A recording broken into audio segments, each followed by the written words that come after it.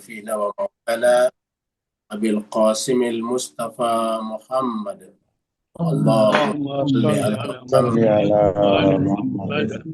اللهم صل على محمد على محمد وعلى آله وصحبه الميامين المنتقين. Masyiral muslimin rahimakumullah dimanapun berada. Pertama-tama kita panjatkan puji dan syukur kehadirat Allah Subhanahu wa Ta'ala, karena atas perkenannya lah sehingga kita semuanya bersua dalam keadaan sehat walafiat. Pertemuan kita pada malam hari ini masih meneruskan surat Thaha, surat yang ke-20 ayat 111 sampai 115. Surat Thaha surat 20 ayat 111 sampai 115. Dan bersama kita sudah ada Ustadz kita, Ustadz Safi Saleh. Kita minta kepada beliau dengan segala hormat untuk memandu kita, membimbing kita, membacakan kepada kita ayat-ayat Al-Quran, ayat yang datang langsung dari Allah Subhanahu wa Ta'ala, sehingga mendengarkan beliau nanti membacakan kepada kita seolah-olah Allah yang menyampaikan itu kepada kita. Kepada Ustadz kita, Ustadz Safi Saleh, kita persilakan dengan segala hormat. Pada Ustadz. شكرا الحمد لله. السلام عليكم ورحمة الله وبركاته. وعليكم السلام ورحمة الله وبركاته.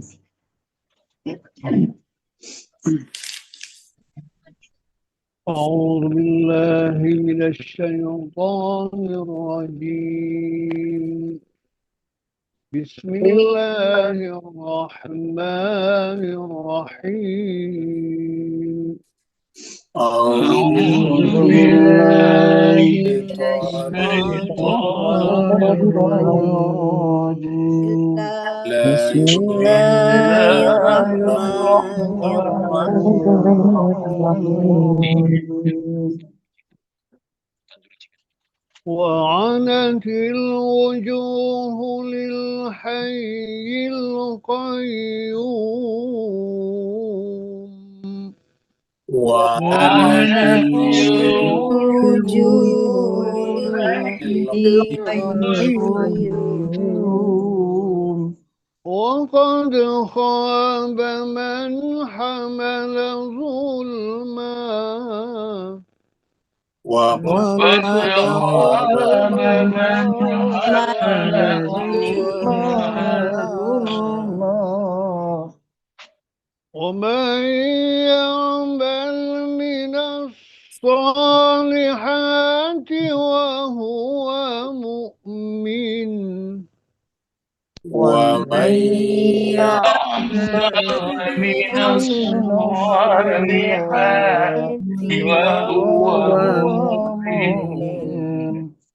وهو مؤمن فلا يخاف ظلما ولا هضما. وهو مؤمن فلا يخاف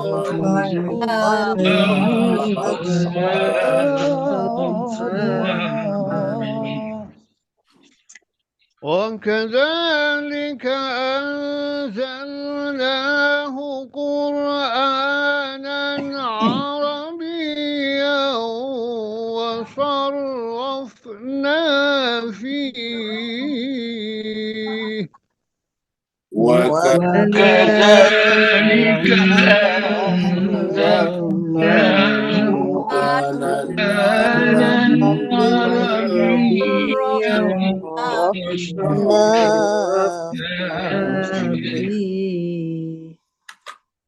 وصرفنا فيه من الوعيد لعلهم يتقون أو يحدث لهم ذكرا.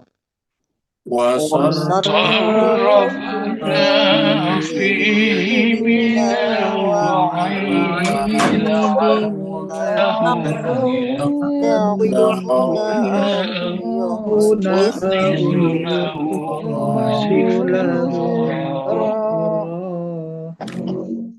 فتعالى الله الملك الحق ولا تعجل بالقرآن فتعالى الله الملك الحق ولا تعجل بالقرآن ولا تعجل بالقرآن من قبل أن يقضى إليك وحيه ولا تجعل بالقرآن من قبل أن يقضى إليك وحيه وقل رب زدني علما وقل رب زدني علما ولقد عهدنا إلى من قبل ولقد لقد عهدنا عهدنا من قبل ونسينا فنسي ولم نجد له عزما فنسي ولم نجد له عزما صدق الله العلي العظيم صدق الله الله العلي العظيم العظيم اللهم صل وسلم وبارك على رسول الله وآله الأطهار على رسول الله وآله الأطهار اللهم اللهم صل صل على على محمد محمد وآل اللهم اللهم صل صل على على محمد وآل محمد اللهم صل على محمد وآل محمد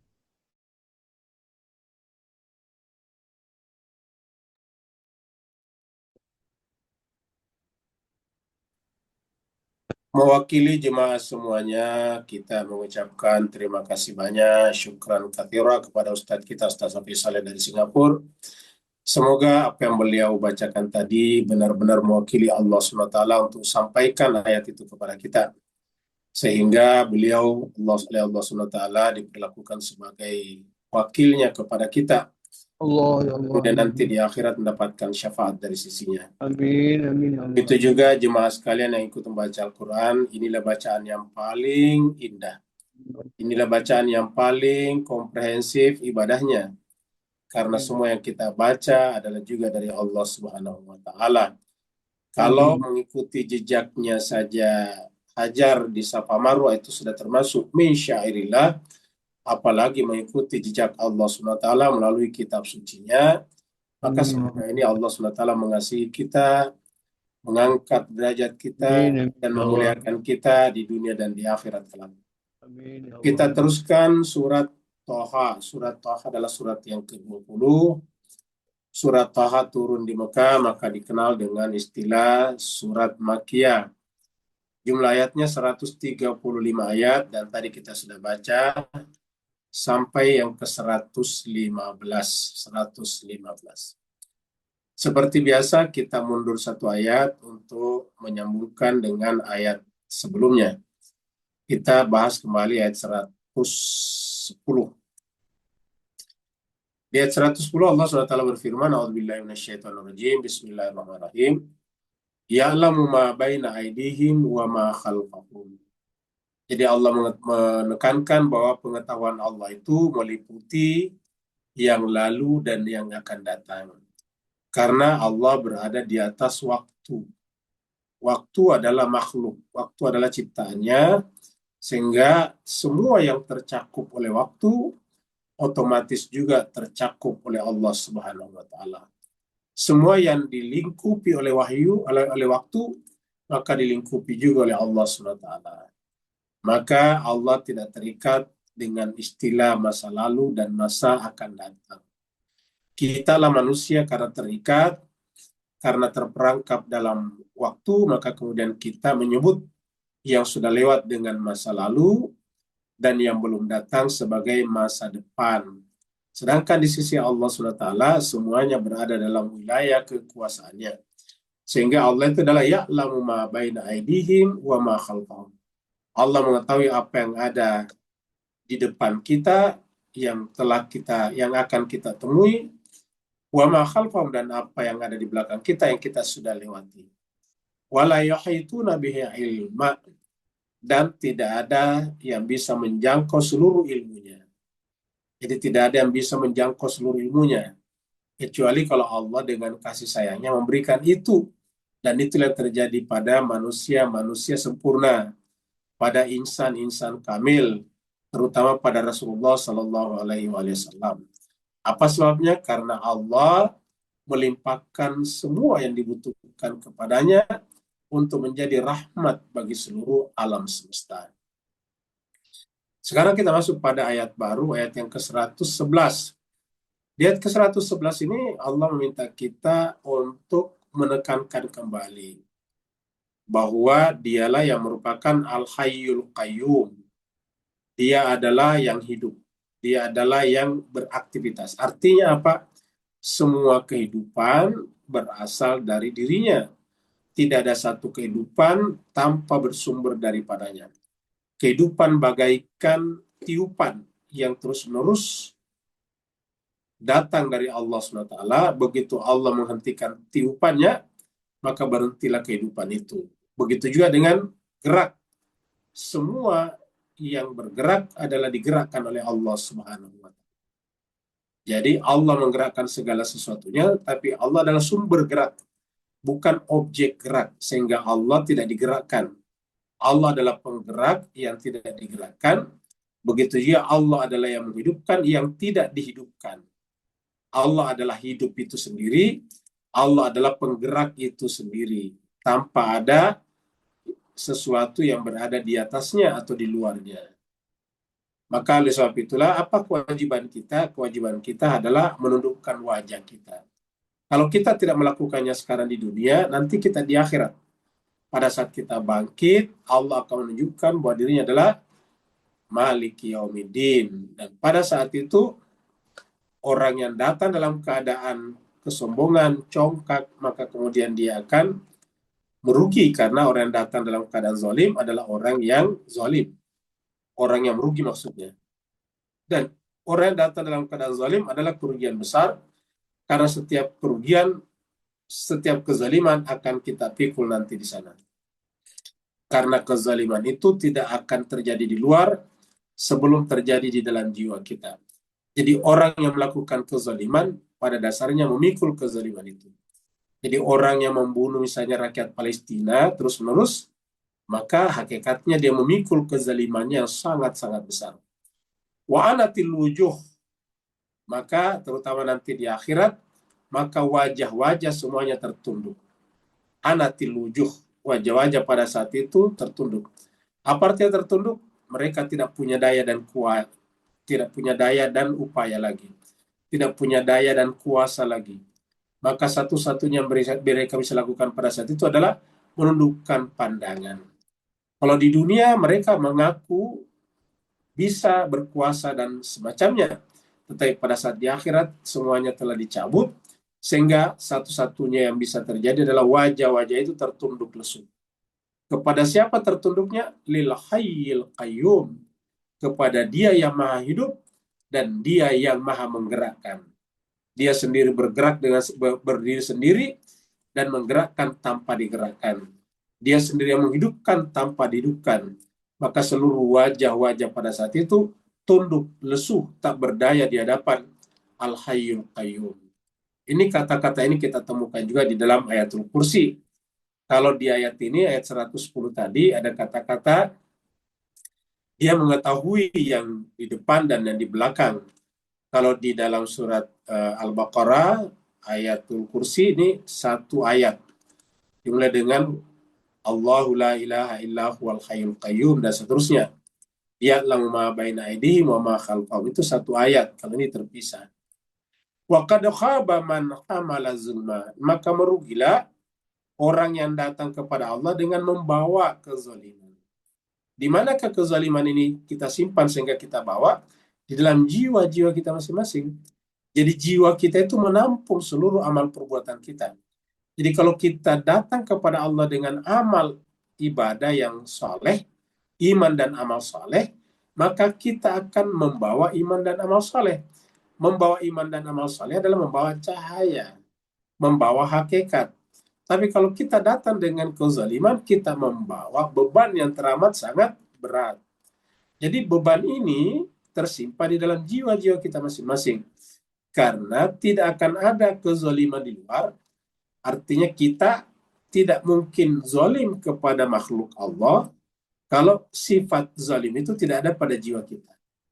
Jadi apa yang terjadi di luar sebetulnya adalah merupakan cerminan dari apa yang ada di dalam. Sehingga tidak ada orang jahat di luar sebelum dia jahat pada dirinya sendiri. Jadi orang yang jahat di luar terlebih dahulu jahat pada dirinya sendiri. Jahat pada diri sendiri namanya zalim, memikul kezaliman. Itu sebabnya kata-kata khaba di sini sama persis kata-kata ini ketika kita berbicara tentang jiwa. Mungkin Bapak, Ibu, Tuan dan Puan masih ingat surat Al-Fajr. Surat Asy-Syams. Kalau kita baca surat Asy-Syams dari Bismillahirrahmanirrahim, Asy-Syamsi wa duhaha dan seterusnya, nanti di ayat 7 ada kata-kata wa nafsi wa ma sawwaha fa'alhamaha fujuraha wa taqwaha ada aflaha man zakkaha wa qad khaba, ini persis tulisannya, wa qad khaba man dassaha. Jadi Allah telah menciptakan jiwa kita itu potensinya sempurna. Apa artinya sempurna? Bersih, suci. Tetapi yang namanya jiwa itu memiliki sifat lentur. Jiwa itu memiliki sifat fleksibel. Seperti contohnya disebut getah karena dia gampang dibentuk. Yang namanya getah atau karet itu kan disebut getah atau karet karena gampang dibentuk. Bisa bisa fleksibel, bisa lentur. Kalau tidak lentur, tidak fleksibel, keras, kaku, ya bukan karet namanya, bukan getah namanya. Itu kayu namanya atau besi namanya. Jadi disebut karet, disebut getah ya karena dia lentur, dia fleksibel. Jadi sempurnanya karet ya kalau gampang dibentuk. Karet bisa ditarik-tarik. Makanya karet atau getah bisa dibuat jadi ban mobil. Jadi kenapa? Karena dia lentur, dia fleksibel. Nah, jiwa juga begitu. Disebut jiwa karena memang dia fleksibel. Disebut jiwa karena dia adalah lentur. Karena namanya kasih sayang itu kan kelenturan. Kalau tidak memiliki sifat lentur, ya kaku namanya. Kalau dia kaku, ya bukan kasih sayang namanya. Itu adalah namanya kekerasan, keras. Dan jiwa tidak mungkin aslinya keras. Keras bisa datang belakangan kalau jiwa itu sudah sakit. Nah, makanya di situ dikatakan kada aflaha man zakkaha wa kada khaba man dassaha. Sungguh beruntunglah orang yang selalu menjaga kesucian jiwanya, yaitu menjaga fleksibilitas kelenturannya tanpa harus melakukan kejahatan, dan merugilah orang yang mengorbankan kelenturan jiwanya. Wa kada khaba man dassaha. Merugilah orang yang mengotori jiwanya. Jadi kata-kata khaba di sana jiwa. Nah, makanya di jiwa inilah letaknya zulma. Kata zulman ini terletak di dalam jiwa. Wa qad khaba man hamala zulma. Sungguh merugilah orang yang datang kepada Allah dengan membawa sifat zalim di dalam jiwanya, di dalam nafsnya. Kita tunjukkan lagi kembali di sini surat yang kita baca tadi, surat Asy-Syams. Ya, ini ayat 7. Wa nafsi wa ma sawwaha. Wa nafsin wa ma sawwaha. Demi nafs, demi jiwa, dan apa-apa yang menyempurnakannya. Jadi sempurna itu jiwa, sawwa. Seperti juga Allah dikatakan summastawa, itu sawa juga. Fa'alhamaha, lalu kemudian dia Allah mengilhamkannya fujuraha, sifat untuk fujur, sifat lentur. Lentur itu artinya bisa ke atas, bisa ke bawah. Bisa ke bawah fujur, bisa ke atas.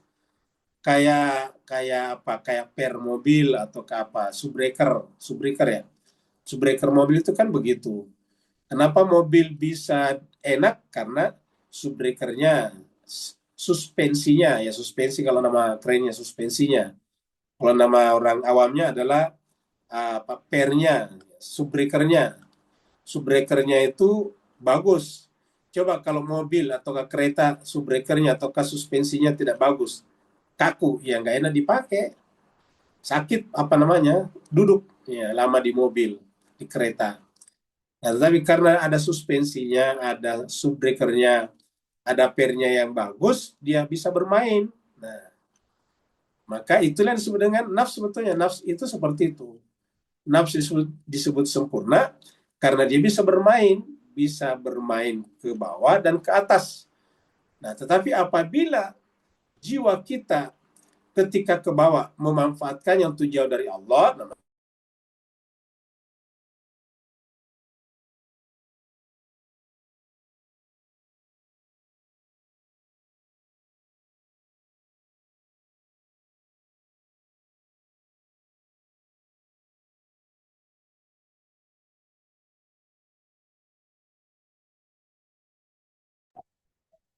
Suaranya hilang ya? Iya, itu saya Iya, aja Bu Ayu, Pak, ada Oh, suaranya. ini Iya, suaranya nggak ada.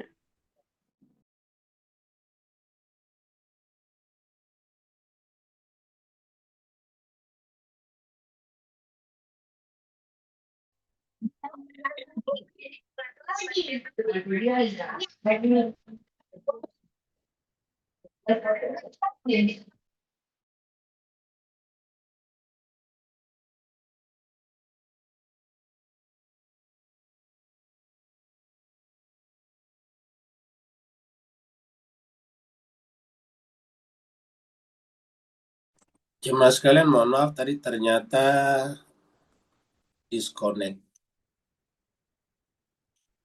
Sekarang kita kembali ke screen.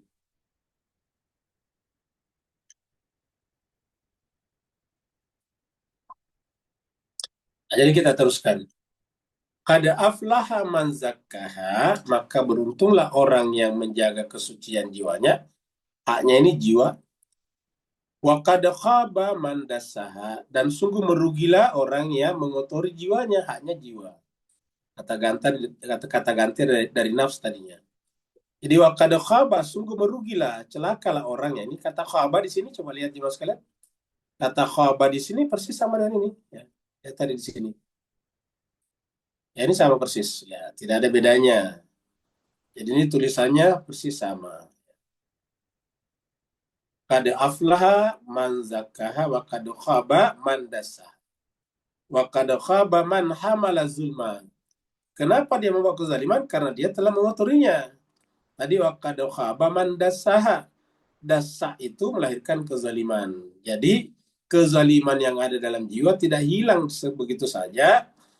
Sebelum kita meminta ampun kepada Allah, istighfar, kalau kita tidak melakukan istighfar, minta ampun kepada Allah, tidak bertaubat, maka kezaliman ataukah dasaha itu yang ada di dalam jiwa akan terbawa sampai ke akhirat, menjelma menjadi beban yang teramat sangat berat.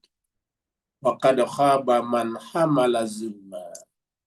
Kita lihat di sini di surat Al-Kahfi, surat yang ke-18, ayatnya 29. Wa qulil haqqu min rabbikum, katakanlah Muhammad, al-haq, kebenaran itu dari Tuhan kalian. Jadi yang namanya kebenaran itu dari Allah. Faman syaa, siapa yang mau mencari kebenaran itu, falyu'min, silakan beriman. Wa man syaa, siapa yang tidak mau kebenaran itu silakan tutup hatinya. Falyakfur. Jadi siapa yang beriman kepada kebenaran silakan. Siapa yang ingkar kepada kebenaran silakan, atau bisa juga siapa yang membuka hatinya kepada kebenaran silakan. Siapa yang menutup hatinya kepada kebenaran silakan juga. Tuhan tidak maksakan. Inna a'tadna, tetapi ingat kata Allah, kami menjanjikan lizolimina, kepada orang yang zalim tadi. Apa tadi? Kad khaba man hamala zulman. Wa kad khaba man hamala zulman. Inna tadna lizolimina, kami menjanjikan kepada orang yang datang kepada Allah nanti dengan membawa kezaliman, janji Allah kepadanya adalah neraka jahanam. Ahata bihim rusuradiquha, yang yang panasnya itu, gejolak apinya akan menguasai, meliputi seluruh diri mereka. Jadi artinya di dunia pun juga kalau orang zalim itu sebetulnya api. Jadi kenapa di akhirat orang zalim dikasih api? Karena zalim itu kalau kita lihat hakikatnya adalah api, panas, membakar.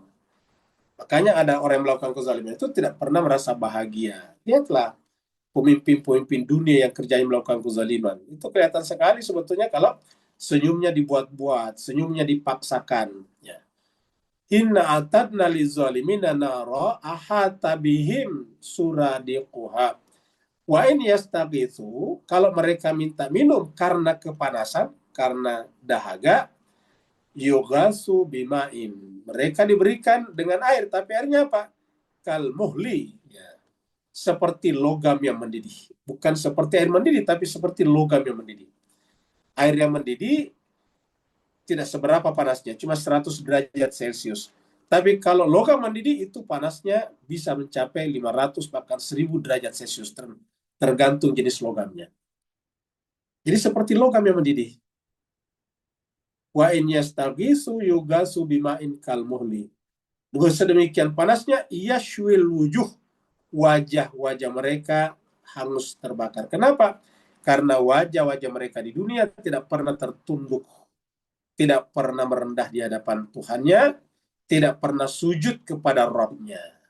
Makanya dalam Islam, jemaah sekalian, tiang agama adalah salat, dan salat itu puncaknya di dalam, kalau gerakannya, puncaknya gerakan salat itu pada saat sujud. Jadi mulai daripada berdiri, terus kemudian ke bawah sujud. Apa itu sujud? Meletakkan wajah di tempat paling rendah. Ingat tadi wa'anatil wujuh, menempatkan wajah di sana. Jadi kalau salat itu perbuatannya paling puncaknya pada sujud. Tapi kalau ucapannya, bacaan-bacanya pada saat mengucapkan syahadat dan selawat. Bisa syarabu, dan itulah minuman yang paling buruk. Wasaat murtafaqa, dan neraka bagi orang seperti itu, atau keadaan seperti itu adalah merupakan keadaan istirahat yang paling buruk. Kenapa menggunakan kata-kata istirahat? Karena neraka itu terakhir. Yang terakhir kan istirahat. Seperti di dunia kita bercita-cita jadi pensiun, itu kan biar istirahat. Menabung biar nanti pada saat pensiun itu istirahatnya enak. Seperti murtafaqa. Tapi sayangnya pensiunnya mereka justru di neraka jahanam yang panasnya luar biasa, dan setiap mereka dahaga karena panas, mereka minta air, diberikan air dari logam yang mendidih. Tentu kita minta perlindungan kepada Allah dari hal seperti itu, sebagaimana pernah kita bahas sebuah hadis ketika Nabi melewati sekelompok sahabatnya berbicara tentang neraka, lalu Nabi mengatakan, saya berlindung dari azab api neraka sampai 3 kali. Wa anatil wujuhu lil hayyil qayyum wa qad khaba man hamala zulma. Sekarang ayat 112. Nah, dalam 112 ini, supaya kita bisa selamat dari kondisi di ayat 111 tadinya, maka kita harus mempunyai 3 pilar. Ada 3 pilar utama. Yang pertama adalah mukmin yang aktif. Yang kedua adalah bebas dari rasa khawatir akan kezaliman. Artinya di akhirat nantinya kita akan aman. Kemudian hak-haknya dijamin. Jadi kalau kita beriman, inilah yang kita dapatkan. Jadi iman sebagai fondasi utama, dan kemudian dilanjutkan dengan amal saleh. Jadi iman, kemudian amal saleh, seperti ini simbolnya. Kalau kita beriman dan beramal saleh, maka ini 3 kata mukmin itu artinya aman sebetulnya. Sehingga nanti tidak perlu ada khawatir di akhirat tidak tertunaikan ataukah bangkit dalam keadaan menakutkan. Hak-haknya, pahala-pahalanya dijamin 100% oleh Allah Subhanahu wa taala. Allah berfirman, "Wa man ya'mal minas salihati", siapa yang beramal saleh, wa huwa mu'min, dan dia mukmin. Jadi jemaah sekalian, siapa yang beramal saleh? Jadi siapa saja beramal saleh, wa huwa mu'min, dan dia mukmin. Jadi kalau kita baca ini harusnya kan awalnya di sini. Tapi kenapa ini di permulaan? Karena Allah menekankan amal saleh. Ini menunjukkan bahwa amal saleh itu penting. Cuma disebut amal saleh apabila didahului dengan iman. Wawunya di sini kita artikan sementara, waw hal. Dan siapa yang beramal saleh atau melakukan amal-amal saleh sementara dia beriman. Jadi sementara dia beriman ataukah dalam keadaan beriman. Jadi waw hal itu bisa bermakna dalam keadaan beriman. Fala yakhafu zulma, maka tidak perlu ada khawatir untuk mendapatkan kezaliman seperti tadi orang yang buruk itu. Wala hadma, dan juga tidak perlu khawatir untuk berkurang nilainya nanti di akhirat. Jadi tidak mungkin kalau di dunia juri atau penilai bisa salah nilai. Harusnya 10 menjadi -5, itu bisa kalau di dunia. Tapi kalau di akhirat Allah SWT tidak mungkin. Allah itu adalah bebas dari berbagai macam cacat, kekurangan, dan kesalahan. Sehingga siapa saja di dunia beramal saleh. Jadi ingat jemaah sekalian, penekanannya di sini adalah beramal saleh. Wa may ya'mal minas salihati. Baru kemudian beriman, atau dalam keadaan beriman maksudnya, bukan baru beriman ya, dalam keadaan beriman. Jadi dasarnya iman baru beramal. Amalnya adalah amal saleh. Jadi beramal di antara amal saleh. Minnya di sini di antara amal. Siapa yang beramal, yang amalnya amal saleh, bukan amal buruk, bukan amal sayiat, kan amal salehat. Ada juga amal sayiat, amal buruk. Jadi bukan ya'mal minas sayiati, tetapi ya'mal minas salehati. Siapa yang beramal di antara amal-amal saleh dalam keadaan beriman, maka fala yakhafu zulman wala hadma. Di manakah ini terjadi jemaah sekalian? Di dalam jiwa kita. Jadi artinya apa? Di dunia kita sudah rasakan. Kalau kita rajin beramal saleh dan dalam keadaan beriman, maka beban-beban jiwa kita itu lama-kelamaan berkurang. Beban-beban berkurang. Coba latih jemaah sekalian beramal saleh. Berbuat baik kepada sesama. Tapi ingat, yang namanya berbuat baik itu benar-benar baik. Karena pernah kita terangkan di surat Al-Kahfi, tidak sedikit orang yang menganggap dia berbuat baik, padahal itu buruk. Makanya dalam berbuat baik atau beramal saleh ini butuh tuntunan. Tuntunannya adalah Al-Quran. Makanya nanti di akhir-akhir rangkaian bacaan kita itu bicara Al-Quran lagi. Karena selalu kembali kepada Al-Quran. Karena banyak orang mengaku beramal saleh, tetapi ternyata salah. Ya. Apa sebabnya? Tidak sesuai, tidak sejalan dengan tuntunan Allah Subhanahu wa taala. Jadi wa may ya'mal minas salihati wa huwa mu'min fala yakhafu zulman wala hadma. Tidak mungkin datang dalam keadaan memikul kezaliman dan tidak pula datang dalam keadaan merugi atau dalam keadaan pailit bankrupt nanti di sana. Kenapa? Mereka akan diberikan hak-haknya oleh Allah Subhanahu wa taala atas amal salehnya karena dia beriman. Kita lihat surat An-Nahl di sini. Ayat 97. Man amila salihan. Siapa yang beramal saleh. Min dzakarin aw unsa, laki-laki ataupun perempuan. Jadi namanya beramal saleh ini jemaah sekalian tidak ada bias gender. Jadi di Al-Quran itu berkali-kali menyebut bahwa setiap manusia laki atau perempuan harus beramal saleh. Amal saleh bukan hanya laki-laki, bukan hanya perempuan, tapi laki-laki ataupun perempuan. Jadi siapa saja, ini siapa saja yang beramal saleh, baik laki-laki ataupun perempuan, wa huwa mu'minun, sementara dia beriman, fala nuhyiyannahu. Allah menjanjikan, maka kami, lam tauhid di sini. Baru punya sini nunnya tauhid juga. Nun tauhid.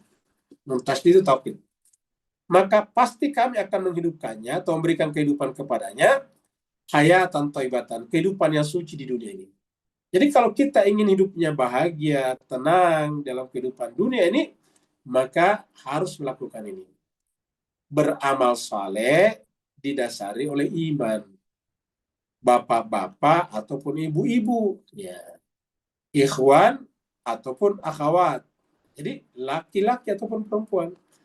Jadi kan jiwa laki dan perempuan sama, maksudnya sama-sama ingin bahagia, sama-sama ingin hidupnya ringan, sama-sama ingin masuk surga. Nah, syaratnya adalah beramal saleh dan didasari oleh iman. Maka bukan hanya di akhirat, tapi di dunia kehidupannya didapatkan kehidupan yang thayyibah. Di dunia ini jemaah sekalian banyak orang kehidupannya tidak thayyibah, tidak baik, tidak bahagia. Sudah kemana-mana, sudah pergi, pokoknya banyak sekali uangnya, tetapi tidak pernah merasa bahagia. Pergi ke suatu tempat, tidak merasa bahagia, pergi lagi ke tempat lain, begitulah seterusnya, sehingga seperti orang yang bingung dan linglung. Tidak pernah merasa tenang, nyaman, stable di suatu tempat. Kenapa? Karena sebetulnya bukan tempatnya yang buruk, bukan makanannya yang buruk, tetapi jiwanya yang tidak stabil, jiwanya yang tidak baik. Jadi makanya supaya jiwa kita hidup dalam keadaan jiwa yang baik, maka syaratnya perbanyak amal soleh, min zakari wa unsa, dan mukmin, wa huwa mu'minun. Walana jizyanahum, nanti di akhirat. Ini di akhirat. Kalau di sini di dunia, ini sama-sama lam taukid, sini lam taukid juga, sini nun tasdid taukid juga, sini nun tasdid taukid juga. Walanuhiyannahum, kami pasti akan menghidupkan mereka dengan kehidupan yang bahagia. Walanajziyanahum, nanti di akhirat kami pasti akan memberikan balasan kepada mereka, ajrahum, memberikan imbalannya, pahalanya, bi ahsani ma kanu ya'malun, dengan amalan yang lebih baik dari apa yang mereka kerjakan dulu di dunia. Jadi bi ahsani ma kanu ya'malun, dengan amalan, dengan imbalan, dengan pahala, dengan ganjaran yang jauh lebih baik daripada apa yang mereka kerjakan di dunia. Jadi kalau kita beramal buruk, kita diganjar dengan hukuman yang sama dengan keburukannya. Dan kalau kita beramal baik, kita diganjar, kita dibalas dengan dengan pahala yang lebih baik daripada amalan perbuatan kita. Jadi makanya dalam Al-Quran itu bertingkat-tingkat itu amalan-amalan. Ada 1-1, ada 110, ada 100, ada 700. Ada juga dikatakan berlipat ganda. Jadi begitu. Jadi dari situ kita lihat bahwa Islam itu tidak mengenal yang namanya bias gender. Laki perempuan harus beramal saleh. Nah, kemudian kita kembali bicara Al-Quran. Di Al-Quran ini, jadi supaya kita orang Islam, terutama pengikut Nabi Muhammad Sallallahu Alaihi Wasallam, tidak terjerat keadaan seperti yang terjadi pada kaumnya Nabi Musa. Setelah Nabi Musa pergi kemudian terjerat oleh Samiri, maka kemudian Allah mengingatkan kembali pentingnya benar-benar berpegang teguh kepada Al-Quran. Ini yang dibicarakan di dalam ayat 113 nantinya. Ya, maka dikatakan Al-Quran itu diturunkan dalam bahasa Arab. Kenapa? Karena bahasa Arab adalah bahasa yang gramatikanya paling rasional, paling cocok untuk menjadi kitab suci. Karena menyangkut segala-galanya. Dia berbicara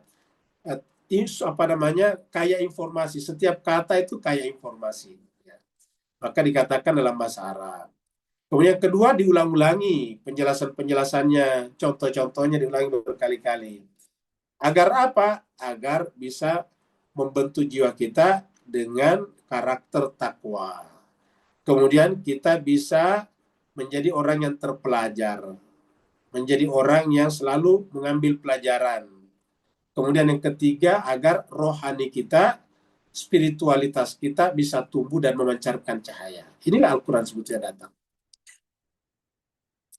Wa kadzalika, dan begitulah. Jadi begitu kembali ke atas, agar kita tertuntun melakukan amal soleh atas dasar iman dan tidak termasuk orang yang qad khaba man hamala zulman, tidak termasuk orang yang bangkit nanti di akhirat memikul beban kezaliman.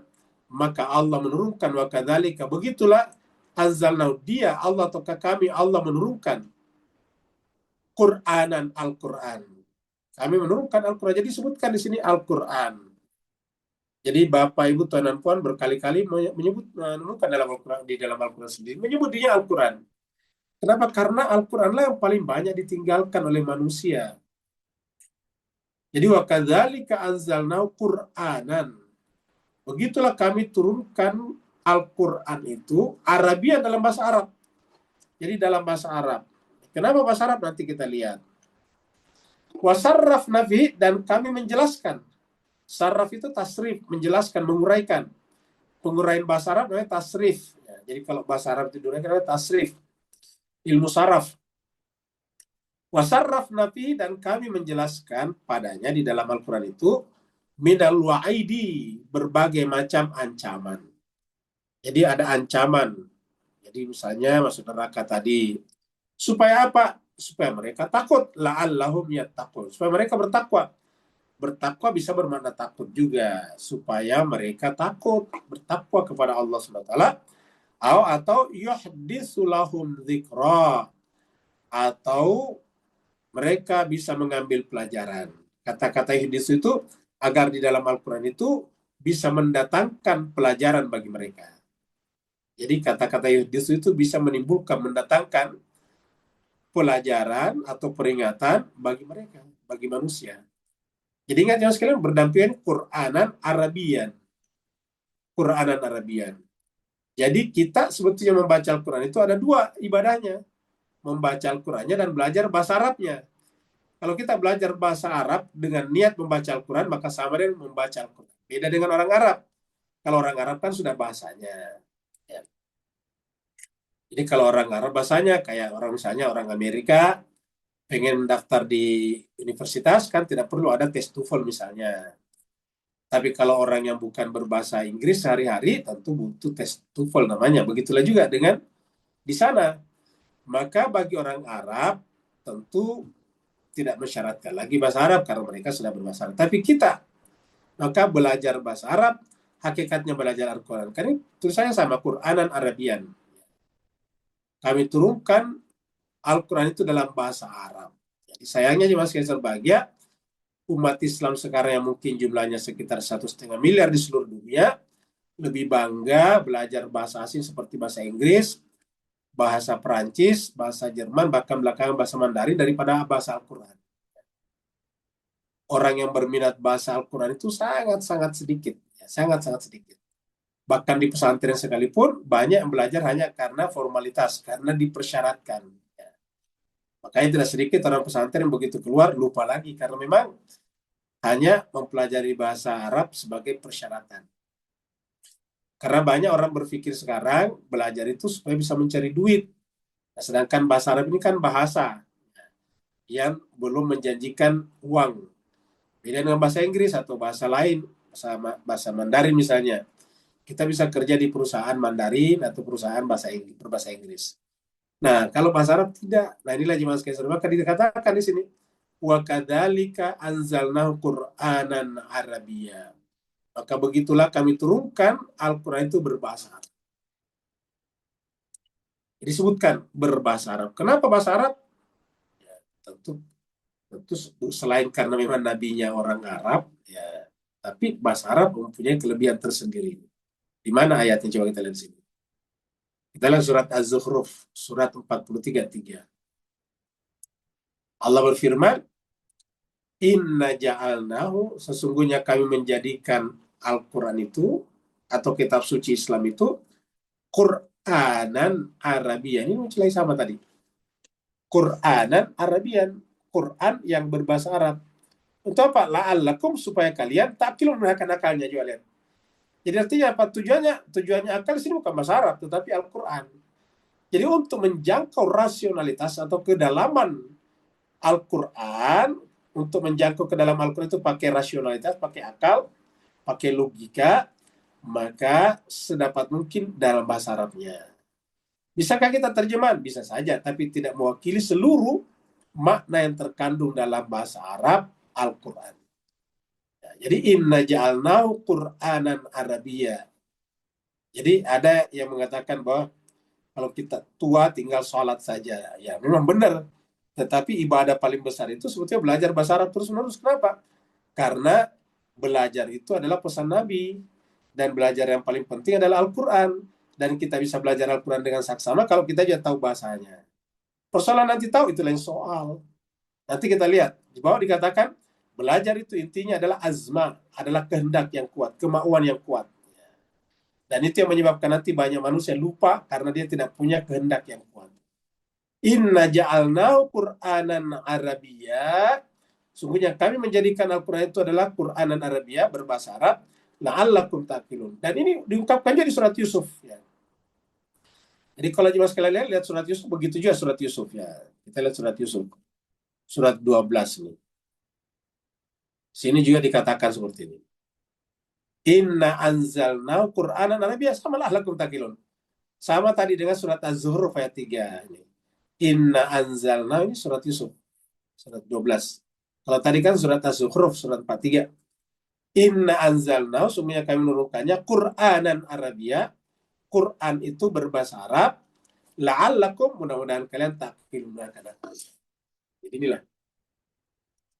Jadi oleh sebab itulah jemaah sekalian berbahagia, ibadah terbesar kita itu sebetulnya adalah belajar Al-Quran, tetapi kita tidak bisa memahami Al-Quran secara mendalam kalau kita tidak memahami bahasa Arab, walaupun hanya dasar-dasarnya saja.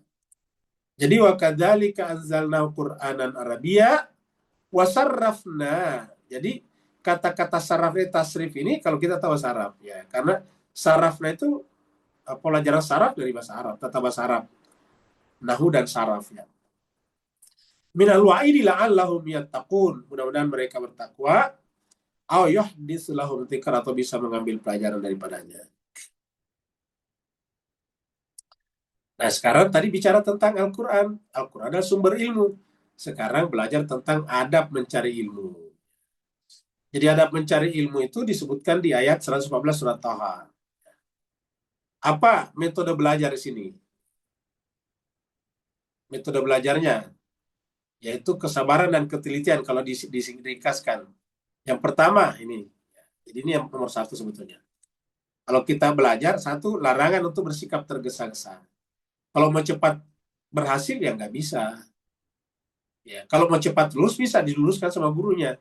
Tapi kalau memahami tidak bisa. Jangan tergesa-gesa ini. Jangan tergesa. Larangan untuk bersikap tergesa-gesa. Satu yang pertama. Yang kedua, memahami konteksnya secara utuh.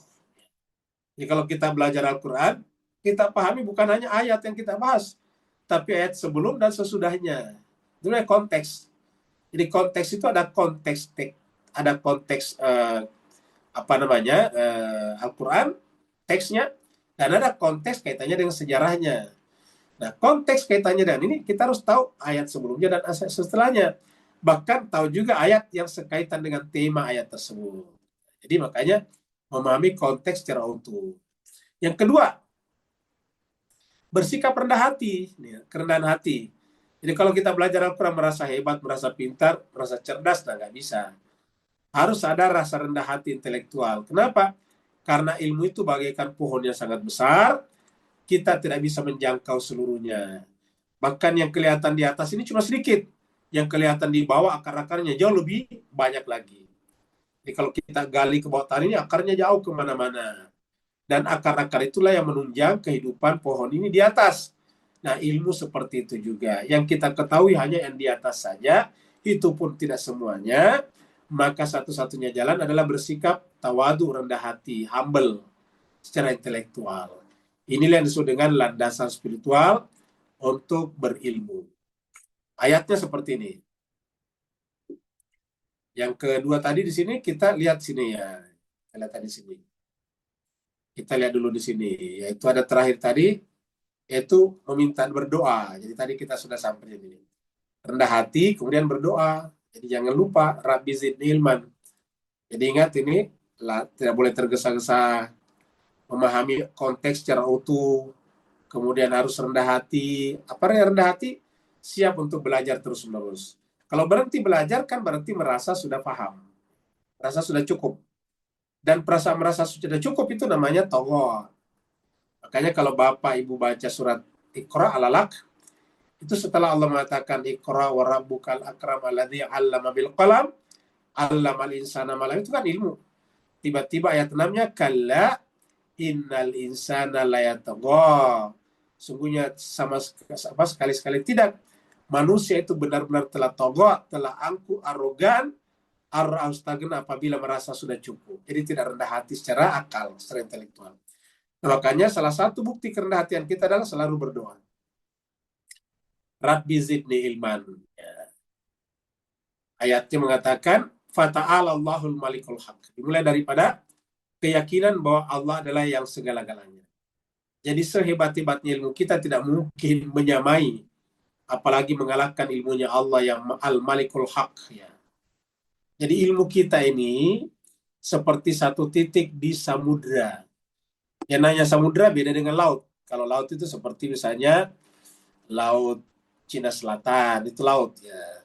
Laut Sulawesi, itu laut. Ya. Tapi kalau namanya lautan seperti bahasa kita samudra. Samudra Hindia, Samudra Atlantik, Samudra Pasifik, kan begitu. Itu luas sekali. Fata'ala Allahul malikul haq. Jadi Allah lah yang merupakan Al-Malik yang sebenarnya, yang paling tinggi, yang menguasai segala-galanya, sumber segala pengetahuan. Maka sebab itu, wala ta'jal bil Qur'an. Janganlah tergesa-gesa membaca Al-Quran kalau ingin memahaminya. Makanya jemaah sekalian berbahagia, kalau kita membaca Al-Quran, siap belajar sampai mati. Ingat, siap belajar sampai mati. Bukan siap jalan-jalan sampai mati. Siap belajar sampai mati. Jalan-jalan boleh juga, tetapi itu nomor kesekian, itu secondary. Itu adalah kedua, ketiga. Yang paling pertama, siap belajar Al-Quran sampai mati. Itu yang pertama. Jadi wala ta'jal bil Quran. Jangan pernah tergesa-gesa dalam memahami Al-Quran. Min qabl ayyuqda ilaika wahyuhu. Ini sebelum Allah menyelesaikan wahyunya kepadamu. Artinya apa? Kalau kita baca Quran, jangan berharap, jangan berprasangka, berpraduga, kitalah yang memahaminya. Kita memahaminya dengan sungguh-sungguh, dengan mempelajari tadi syarat-syaratnya dan tanya bahasanya, tetapi yang memberikan kefahaman kepada kita adalah Allah. Karena ini adalah wahyu. Wahyu itu adalah hak prerogatif Allah. Kalau wahyu kepada Nabi, kalau kita yang diberikan ilhamnya. Jadi Allah yang memberikan itu kepada kita. Jadi kepahaman atau yang disebut dengan takwil daripada ayat Al-Quran, Allah berikan kepada kita kalau kita bersungguh-sungguh. Jadi jangan pernah tergesa-gesa. Wala ta'jal bil Quran min qabli ayyuqda ilaika wahyuhu. Kemudian selalu berdoa, wa qul rabbi zidni ilman. Jadi tadi sini rendah hatinya di sini, kemudian jangan tergesa-gesa, kemudian jangan pernah lupa berdoa. Karena apa? Ilmu itu sumbernya bukan dari buku, bukan dari mushaf. Walaupun kita baca mushaf, bahkan bukan dari guru, sumbernya adalah dari Allah SWT, Rabbul Alamin. Makanya karena ilmu itu datangnya dari Allah, maka kita minta qul rabbi zidni ilman. Jadi jemaah sekalian, yang belum hafal doanya sebaiknya dihafal jemaah sekalian ya. Nanti di akhirat kita di apa namanya? Kita dituntut oleh Allah. Kok kalau doa Rabbana atina fid dunya hasanah cepat sekali ngapalnya karena ada kebahagiaan dunia.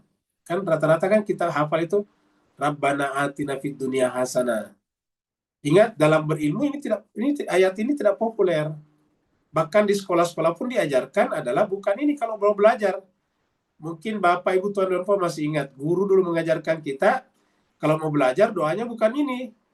Tetapi Rabbi syrahli sadri wa yassirli amri wahlul 'uqdatam min lisani. Padahal itu kan nggak ada hubungannya dengan ilmu sebetulnya. Ya.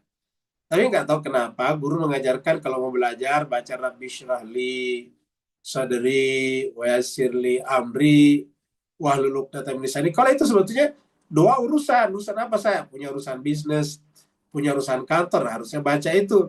Tapi kalau belajar harusnya ini Rabbi zidni ilma.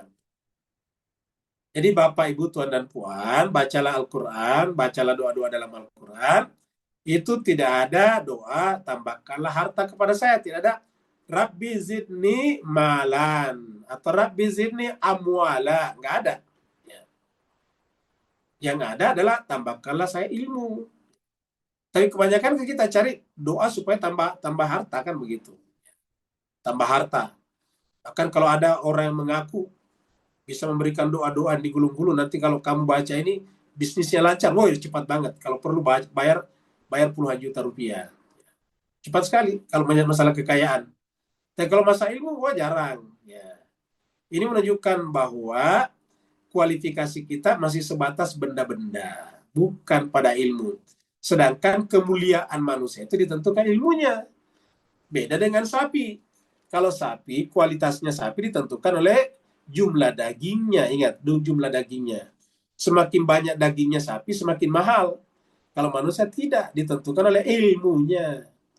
Maka doa kita, Rabbi zidni ilman. Jangan kayak sapi, Rabbi zidni amwala atau mala. Yang menentukan Rabbi zidni ilma. Ya Allah, tambahkanlah kepada aku ilmu. Jadi Bapak, Ibu, Tuan dan Puan, mari kita ulangi lagi. Cobalah hafal ayat ini, doa ini. Cuma di sini aja 3 kata nih, Rabbi zidni ilma. Selalu kita baca pada saat kita kunut kah, pada saat kita sholat, setelah selesai sholat kah, kita baca doa ini. Supaya kita benar-benar ada girah, ada semangat untuk berilmu. Karena inilah doa tambahan satu-satunya di Quran, yaitu ilmu. Yang lainnya kita tidak temukan. Tidak ada tambah Rabbi zidni aulada atau walada. Tambahkanlah aku anak, nggak ada. Tidak tambahkanlah saya harta, tidak ada. Tambahkanlah saya pangkat, tidak ada. Yang ada Rabbi zidni ilma. Ya Allah, tambahkanlah kepadaku ilmu. Jadi inilah yang kita. Ilmu apa terutama di sini? Tentu Al-Quran tadi. Karena kita bicara Al-Quran tadi. Al-Haq tadi di atas. Kita bicara Al-Haq. Jadi Rabbi zidni ilma. Kita lihat surat Qaf. Surat 50 ayat 45. Nahnu a'lamu bima yaqulun. Kamilah yang paling tahu apa yang mereka katakan. Jadi setiap orang berkata-kata tentang kita, nggak perlu kita pikirin, nggak perlu kita pikirkan. Kenapa? Allah tahu. Wa ma anta alaihim bijabbar. Maksudnya kata-kata mereka di sini yang membicarakan keburukan kita dan sebagainya, itu urusan mereka ya. Apa sebabnya? Kata Allah, nahnu a'lamu bima yaqulun wa ma anta alaihim bijabbar. Jadi ingat, Nabi saya, anta di sini Nabi Muhammad. Muhammad, kamu tidak punya wewenang, kamu tidak punya hak untuk memaksa mereka.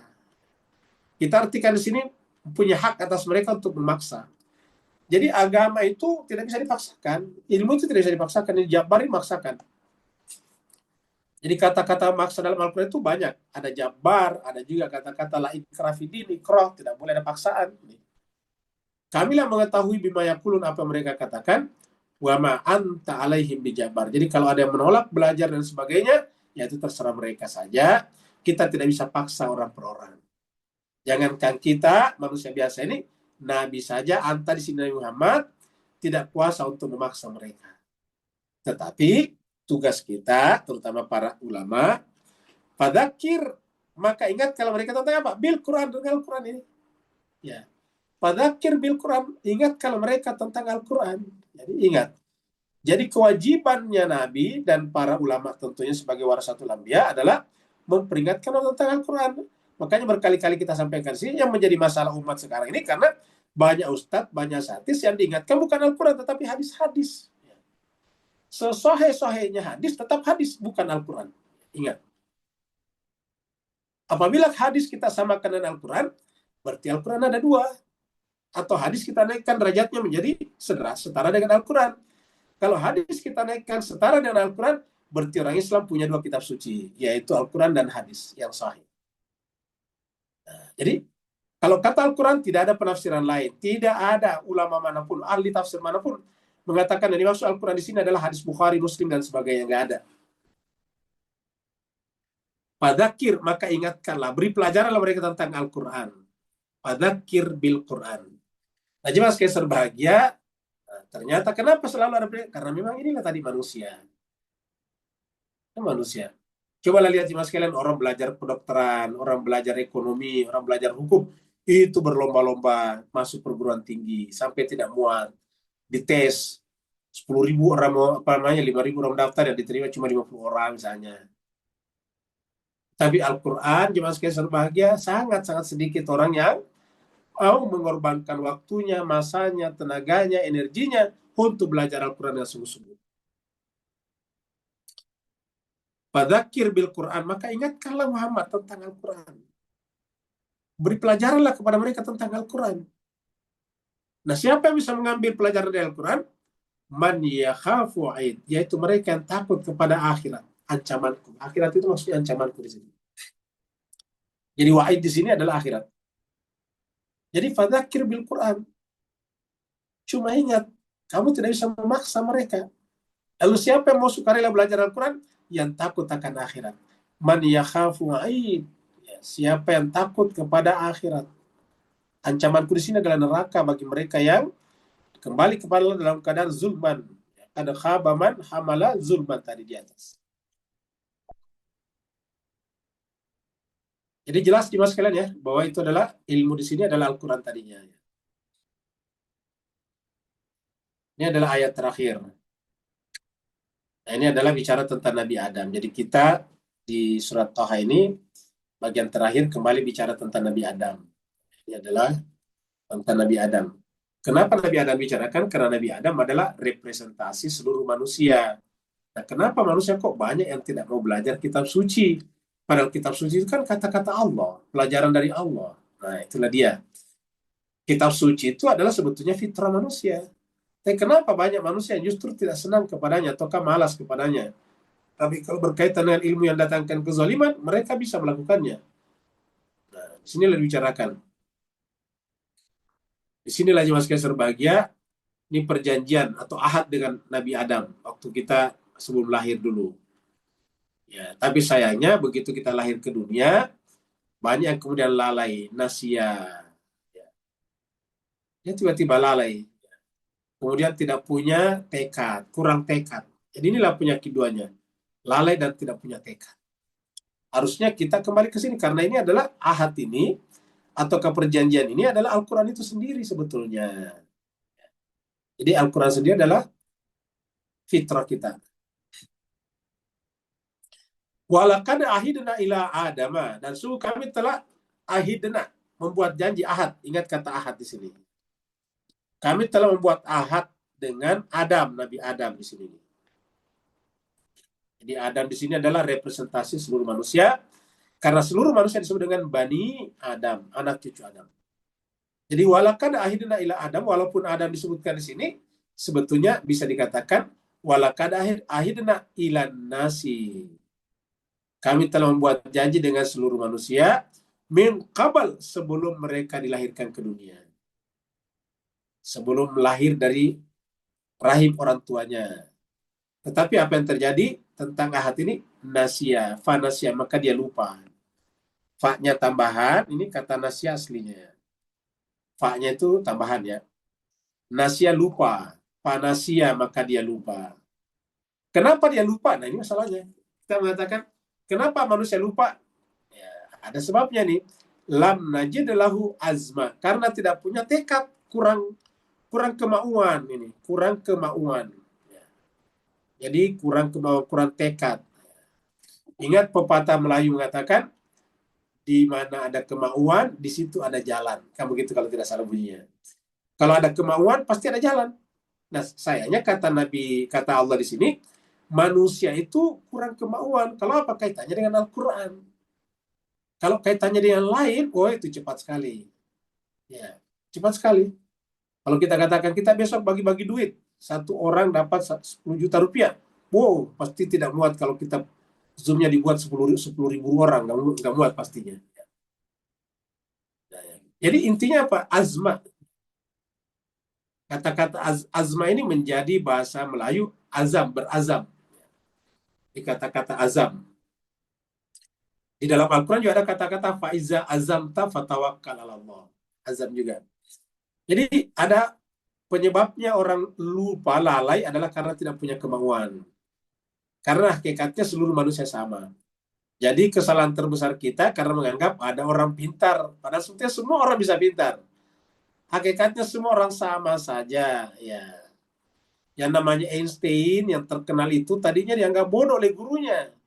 Ya, itu Einstein waktu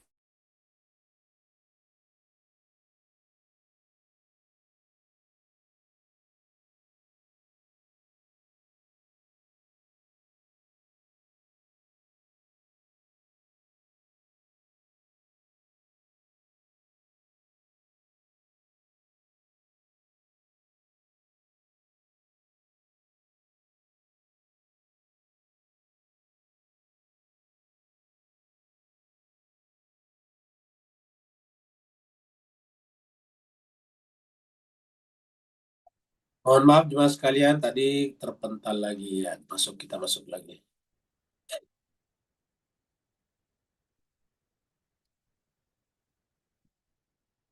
Nah, jemaah sekalian, jadi azma ini masalahnya manusia itu adalah kurang kurang kuat keinginannya. Jadi azma itu adalah tekad, kemauan. Kemauannya tidak ada.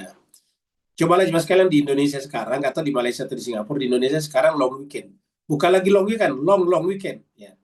Karena weekendnya sejak hari Kamis kemarin, Kamis, Jumat, Sabtu, Minggu, jadi 4 hari. Itu di mana-mana penuh. Stasiun kereta api penuh, Puncak juga, Bogor penuh, di mana-mana penuh. Jadi begitu banyaknya orang. Tapi lagi-lagi tadi kalau belajar Al-Quran tidak pernah orang berdesak-desakan kamu gitu ya. Jadi inilah yang terjadi faktanya jemaah sekalian, bahwa manusia itu Adam di sini telah ada ahad dengan Allah SWT untuk menghidupkan fitrahnya, dan menghidupkan fitrahnya berarti menghidupkan Al-Quran pada dirinya, tetapi mereka lupa. Apakah manusia pelupa? Bukan. Kata ayat ini bukan. Ya. Masalahnya adalah tidak punya kemauan yang kuat. Jadi tidak punya kemauan yang kuat. Jadi oleh sebab itulah ayat ini menjelaskan kepada kita tidak ada istilah jenius, tidak ada istilah pintar. Semua orang bisa pintar, semua orang bisa cerdas. Yang penting kemauannya kuat. Ingat, kemauannya keras. Kalau kemauan kita seperti batu, pasti bisa. Kata orang Inggris, if you think can, you can. Kalau kau berpikir bisa, pasti bisa. Kalau kita berpikir mampu, pasti mampu. Jadi pikiran yang menentukan. Makanya Tuhan mengatakan, walam najid lahu azma. Penyebabnya karena kami tidak menemukan pada dirinya tekad yang kuat, kemauan yang keras. Kita surat Al-Kahfi lagi. Ayat 57. Waman azlamu mimman dzukira bi ayati rabbi. Siapakah yang lebih zalim daripada orang-orang yang diingatkan tentang ayat-ayat daripada Tuhannya, fa'arada anha, tetapi berpaling daripadanya. Ingat, ayat-ayat berarti Al-Quran.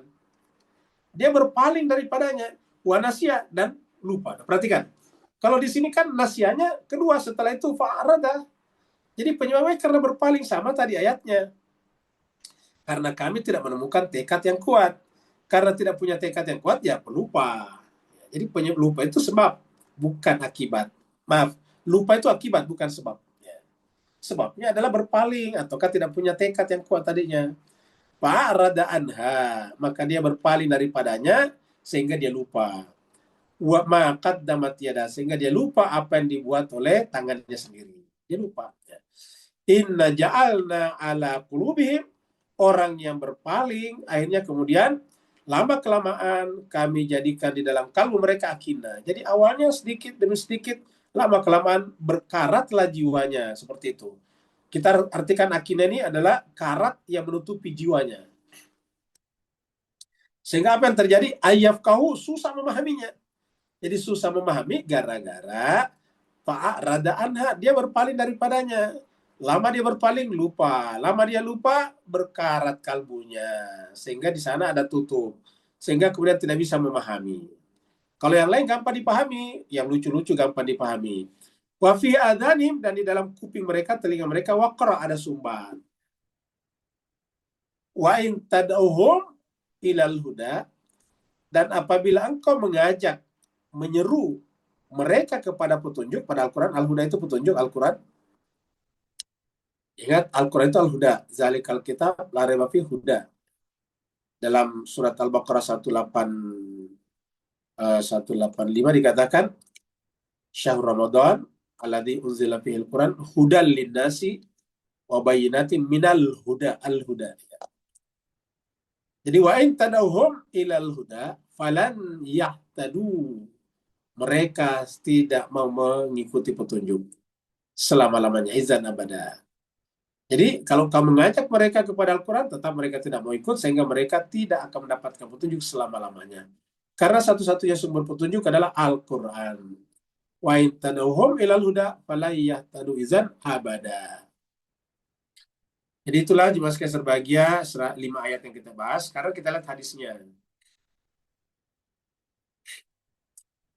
Seburuk-buruk manusia. Jadi siapa seburuk-buruk manusia? Kata Allah di sini. Ini adalah Nabi berkata ini.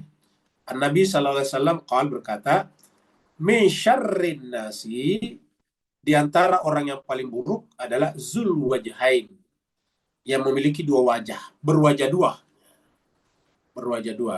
Alladhi ya'ti haula'i biwajhin wa haula'i biwajhin. Ketika datang kepada orang yang satu, dia berkata begini, datang ke yang satunya lagi berkata begini. Namanya dua wajah. Tidak pernah memegang kata-katanya. Jadi dua wajah. Datang ke sana wajahnya muram. Jadi wajahnya putih, begitulah. Kata dua wajah di sini artinya hatinya dua, kata-katanya dua, tidak bisa dipegangnya. Berdusta di mana-mana. Ini yang disebut dengan min syarrin nasi zul wajahaini alladhi ya'ti haula'i biwajhin wa haula'i biwajhin. Abu Daud, ya. Hadis riwayat Abu Daud. Hadis berikutnya tentang yang ditinggalkan Nabi adalah di antara dua sisi kitab Al-Quran, yaitu di antara dua sampul Al-Quran. Di sini ada seorang yang bertanya, namanya Ibn Maqil ala Ibni Abbas, ya. Pada Ibnu Abbas, menjumpai Ibnu Abbas radhiyallahu anhu, faqala lahu, ya, maka kemudian Syaddad Ibn Maqil berkata kepada Ibnu Abbas, atarakan Nabi sallallahu alaihi wasallam min syai'in, apakah Nabi meninggalkan sesuatu? Jadi apakah Nabi meninggalkan sesuatu?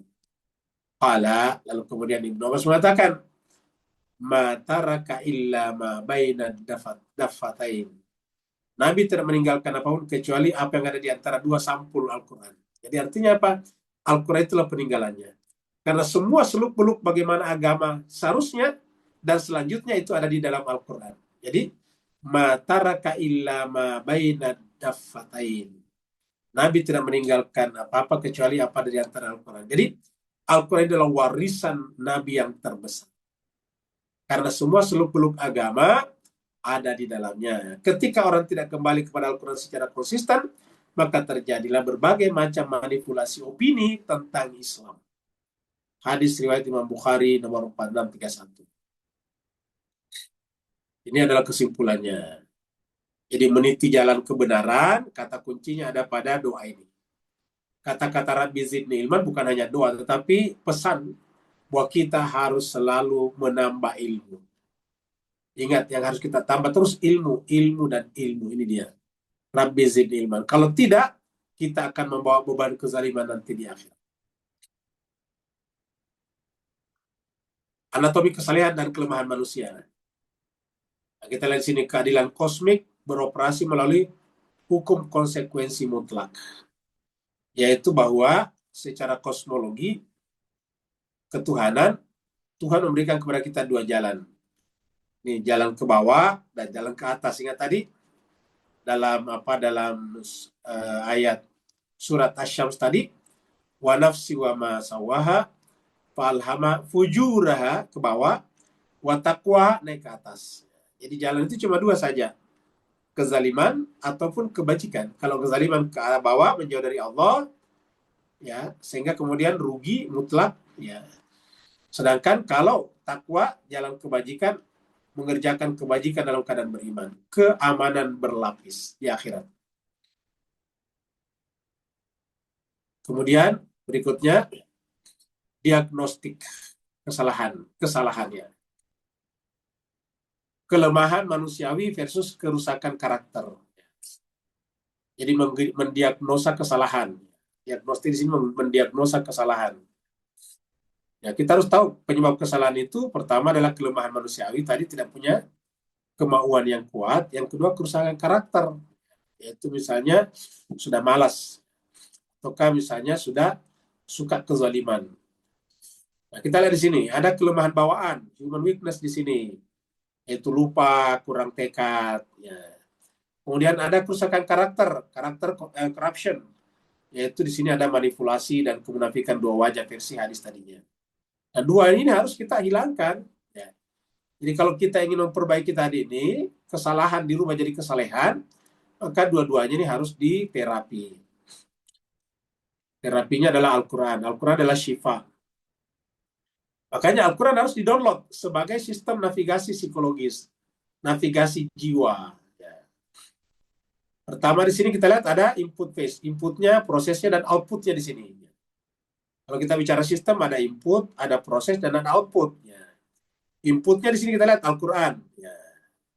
Al-Quran berbahasa Arab, dirancang agar jelas, terstruktur, dan tidak ambigu. Jadi tidak ambigu. Ya. Kemudian prosesnya, repetisi peringatan, diulang-ulangi. Kami telah menjelaskan berulang-ulang di dalamnya sebagian dari ancaman. Sistem pengingat berulang untuk manusia yang mudah lupa. Nanti outputnya ada dua. Ada jalur A, ada jalur B. Jalur A proaktif, dia takwa. Ya. Jalur B reaktif, zikir, pengajaran. Segala sesuatu dibutuhkan berada di antara dua sampul, itu Al-Quran tadinya. Jadi, Nabi tidak meninggalkan apa-apa kecuali yang ada di antara dua sisi kitab Al-Quran. Hadis Imam Bukhari tadinya. Ya. Jadi, otoritas mutlak, konfirmasi bahwa panduan navigasi ilahiyah adalah satu-satunya manual definitif yang diwariskan.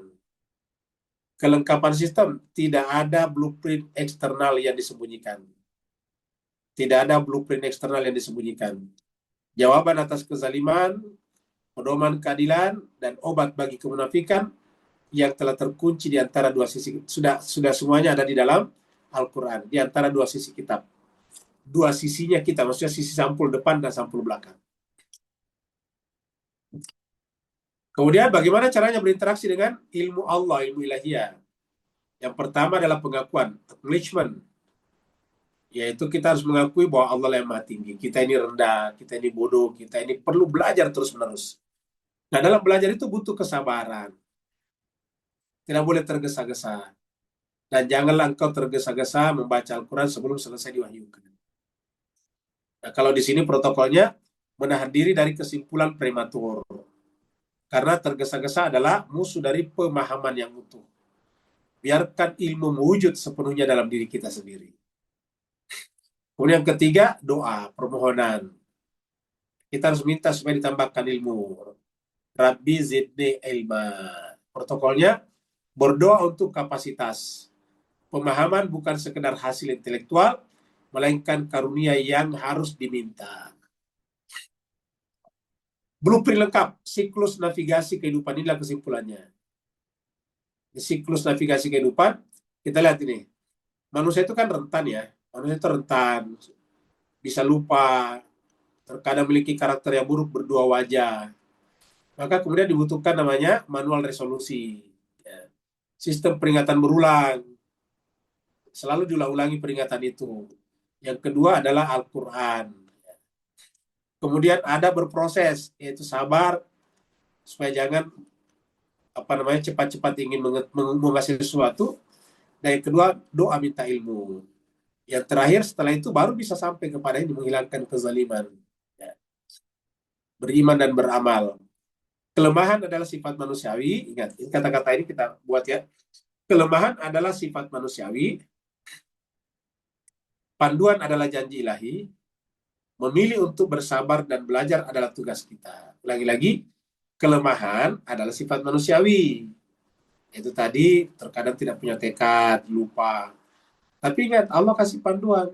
Panduan adalah janji ilahi. Maka memilih untuk bersabar dan belajar adalah tugas kita. Jadi memilih untuk bersabar dan terus belajar adalah tugas kita. Semoga bermanfaat. Kalau benar dari Allah SWT, kalau khilaf dan salah dari khilafan dan kesalahan al-fakir, mohon dimaafkan. Yang mau bertanya dipersilakan. Waalaikumsalam. Waalaikumsalam warahmatullahi wabarakatuh. Silakan Pak Nur. Bismillahirrahmanirrahim. Assalamualaikum warahmatullahi wabarakatuh.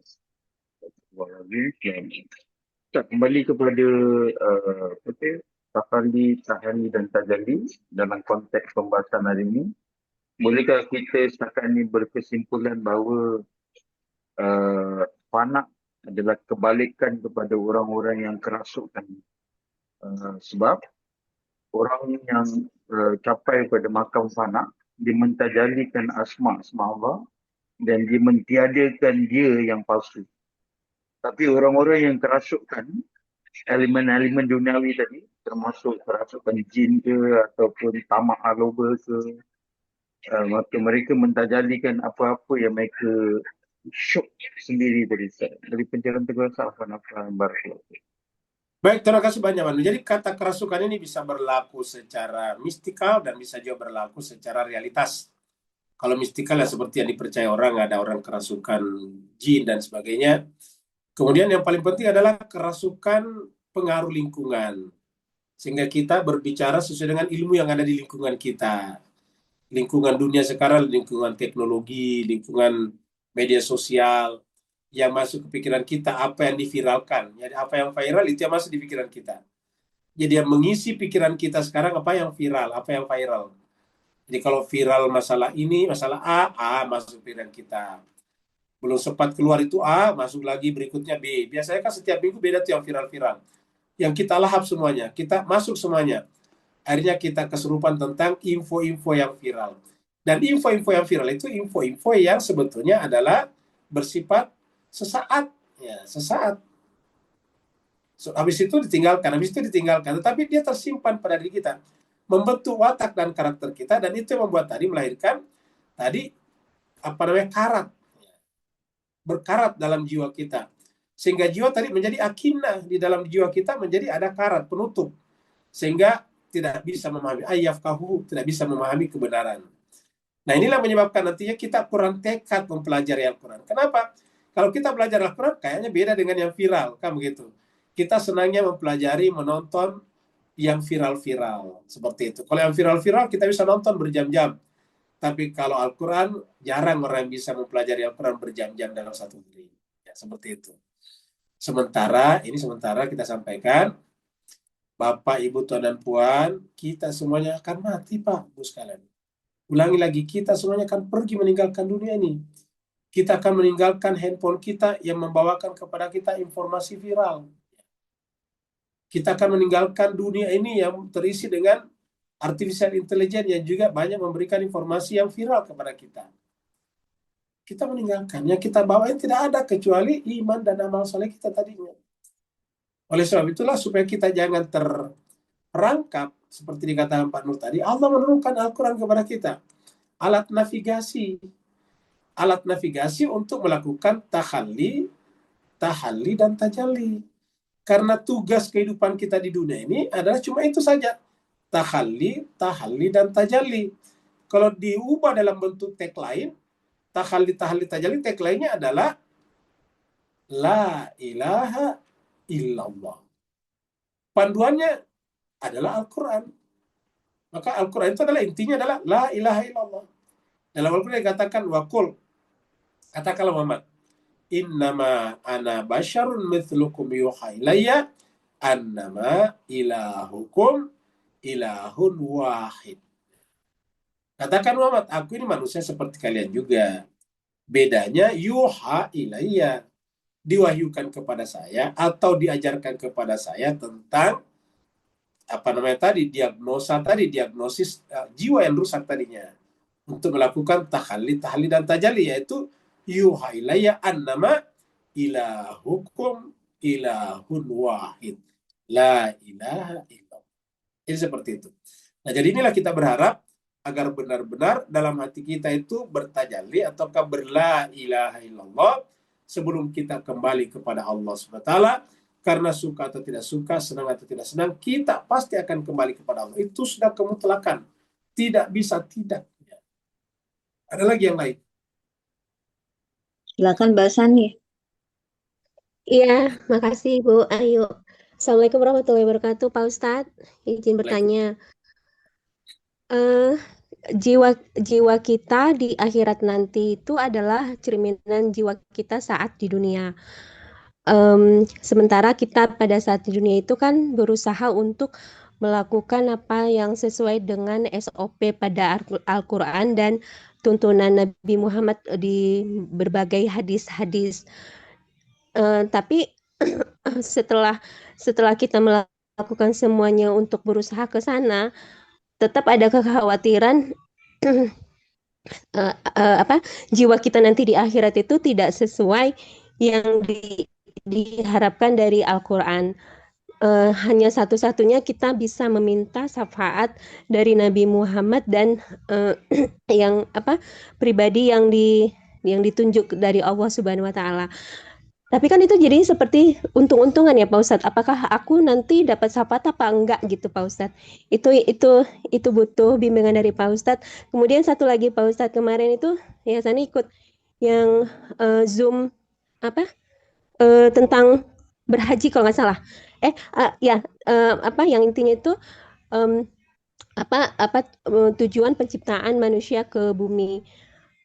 Disebutkan salah satunya adalah menjadi khalifah di bumi. Sementara yang disebut khalifah itu kan pemimpin yang notabene-nya itu untuk laki-laki. Lalu bagaimana porsi dan posisi perempuan sebagai khalifah di bumi? Itu aja Pak Ustadz. Terima kasih. Assalamualaikum warahmatullahi wabarakatuh. Waalaikumsalam. Terima kasih banyak Mbak Sania. Yang pertama dulu adalah tentang kita telah berbuat, tapi tetap ada yang tersisa yang tidak bisa kita tentukan. Dalam Al-Quran dikatakan, tugas kita itu adalah berbuat sebaik mungkin. Setelah itu kita berserah kepada Allah. Kalau dalam Al-Quran dikatakan, Faiza azamta fatawakkal ala Allah. Tidak perlu kita pikirkan. Yang penting kita sudah berbuat sesuai dengan petunjuk pelaksanaan Al-Quran. Makanya kewajiban utama kita adalah belajar Al-Quran agar kita bisa menyesuaikan tindakan kita, persiapan-persiapan kita, cara berpikir kita dengan Al-Quran, ibadah kita dengan Al-Quran. Kalau kita sudah lakukan itu dengan sebaik-baiknya, semampu kita, ya fatawakkal ala Allah, bertawakallah kepada Allah. Allah itu Maha Pengampun, Allah itu Maha Pemaaf, Allah itu Maha Kasih Sayang. Tidak perlu kita khawatir. Jangan, nggak perlu. Kita selalu berbaik sangka kepada Allah, bahwa Allah itu adalah Ar-Rahman Ar-Rahim. Makanya supaya mengisi jiwa kita pada setiap tindakan, setiap perbuatan, Al-Quran mengajarkan kita setiap memulai sesuatu, bacalah Bismillahirrahmanirrahim. Sebagaimana Allah contohkan setiap memulai surat, kecuali At-Taubah, dimulai dengan Bismillahirrahmanirrahim. Maka kita memulai segala sesuatu perbuatan kita, mulai daripada tidur sampai kemudian pergi ke kerja dan sebagainya, dimulai dengan Bismillahirrahmanirrahim, agar tertanam dalam jiwa kita bahwa Allah itu pengasih dan penyayang, sehingga tidak ada tersisa lagi kekhawatiran tentang kasih sayangnya. Jadi kalau kita pikirkan terus, ya berarti kita tidak percaya kepada Allah. Kita tidak meyakini Allah sebagai Ar-Rahman Ar-Rahim. Yang kedua, khalifah. Khalifah punya dua makna yang kita bahas kemarin, yaitu khalifah secara umum dan khalifah secara khusus. Khalifah secara umum itu seluruh manusia adalah khalifah. Seluruh manusia hakikatnya adalah khalifah, yaitu wakil Tuhan di muka bumi untuk menjalankan tugas-tugas ketuhanan. Jadi dengan demikian, khalifah secara umum berlaku laki-laki dan perempuan. Ingat, berlaku laki-laki dan perempuan. Apa tugas khalifahnya perempuan? Ya, mendidik anak-anak kalau dia punya anak. Memperbaiki rumah tangganya, yaitu menjaga kebersihan rumah tangganya kalau dia ibu rumah tangga. Kemudian menjaga lingkungan hidup kalau dia berada di tengah-tengah lingkungan hidup, seperti contohnya di dalam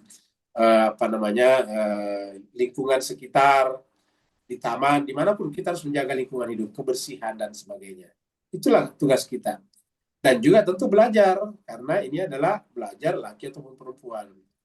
Nah, sedangkan kalau misalnya khalifah dalam pengertian khusus, yaitu nabi-nabi, rasul-rasul, dan para maksumin, maka ini juga ada peran perempuan di sana, yaitu menjadi pendukungnya. Mendukung, mendorong orang-orang itu ikut, sama saja menjadi pelaksana tugas khalifah juga, seperti itu. Makanya tidak ada nabi dari kalangan perempuan, tapi seluruh nabi memuliakan perempuan. Nabi-nabi jadi nabi karena memuliakan perempuan, yaitu ibunya. Nabi Isa yang luar biasa, yang disebut dengan ulul azmi, ceritanya dimulai dengan ibunya, bahkan dimulai dengan neneknya, yang putrinya. Jadi kalau kita baca Nabi Isa dalam surat Al-Imran, ceritanya dimulai dari ibunya Siti Maryam, yang disebut dengan Imra'atu Imrana. Jadi tidak dimulai dari Imran, tapi dimulai dari Imra'atu Imrana. Wa idh qalat Imra'atu Imrana. Jadi ibunya Imran ataukah istrinya Imran, yang merupakan ibu daripada Maryam, yang merupakan yang putri ataukah nenek daripada Nabi Isa alaihissalam. Jadi daripada ibu. Bahkan Al-Quran menceritakan seorang wanita bisa lebih mulia daripada seorang laki-laki, yaitu dalam keluarga Fir'aun. Istrinya Fir'aun jauh lebih mulia diabadikan dalam Al-Quran daripada Fir'aun sendiri. Jadi dengan demikian tidak perlu khawatir.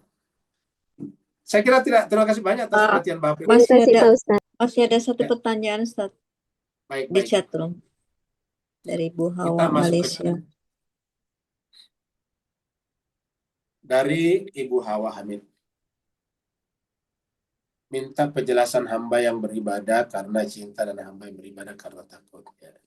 Jadi jemaah sekalian berbahagia, dua-duanya sebetulnya sudah bagus. Coba tingkatannya berbeda. Jadi kalau hamba beribadah karena takut, sudah mulai bagus. Karena takut kepada ini, takut kepada itu. Tapi yang paling bagus itu adalah ketika hamba beribadah karena cinta. Apa artinya karena cinta? Yaitu berarti sudah kembali kepada fitrahnya. Jadi ini yang disebut dengan beribadah karena redho. Ini sampai pada tingkat ya ayyatuhan nafsul mutmainnah. Jadi mutmainnah itu batas orang beribadah karena takut. Nah setelah itu ditransfer ke atas menjadi beribadah karena cinta. Yaitu irja'i ila rabbiki radiyatan mardiyah. Jadi beribadah karena cinta itu adalah kuncinya ataukah core-nya adalah redho.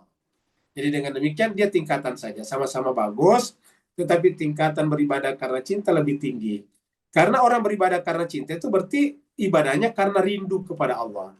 Ketika dia beribadah bukan lagi hubungan antara antara majikan dengan budaknya, tetapi hubungan antara kekasih dengan kekasihnya. Namanya asyik dan masyuk.